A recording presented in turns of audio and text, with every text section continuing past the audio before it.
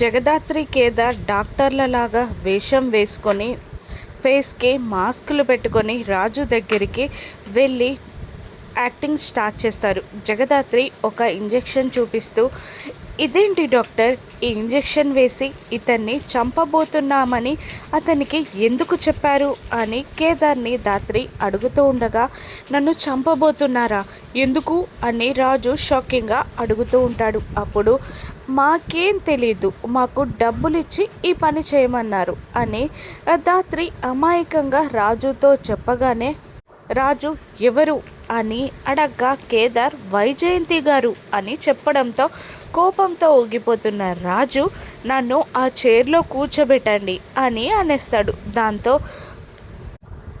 రాజుని చైర్లో కూర్చోబెట్టి ఆ వీల్ చైర్ని అందరూ ఉన్న ఐసీయూ ముందుకి తోస్తారు జగదాత్రి కేదార్. మళ్ళీ వాళ్ళు కూడా ఆ వేషాలు తీసేసి అందరి ముందుకి వస్తారు.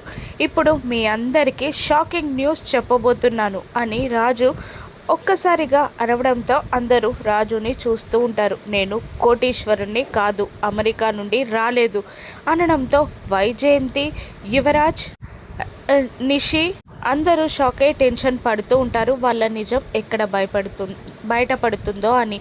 వాళ్ళు టెన్షన్ పడుతున్నట్టే రాజు నిజమంతా బయట పెట్టేస్తూ ఉంటాడు. నేను కోటిలో పాత సామాను అమ్ముకునేవాణ్ణి.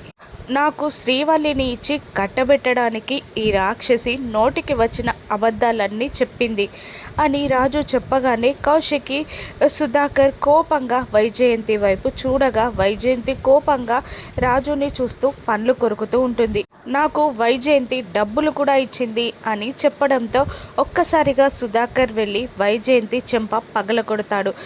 కౌశికి కోపంగా చూస్తూ ఉండగా జగదాత్రి ప్లాన్ సక్సెస్ అయినందుకు వైజయంతి వైపు గర్వంగా చూస్తూ ఉంటుంది. ఇక వైజయంతికి ఏదైనా శిక్ష వేస్తారా కౌశికి, సుధాకర్? రాను ఎపిసోడ్స్లో చూద్దాం. Thank you for watching.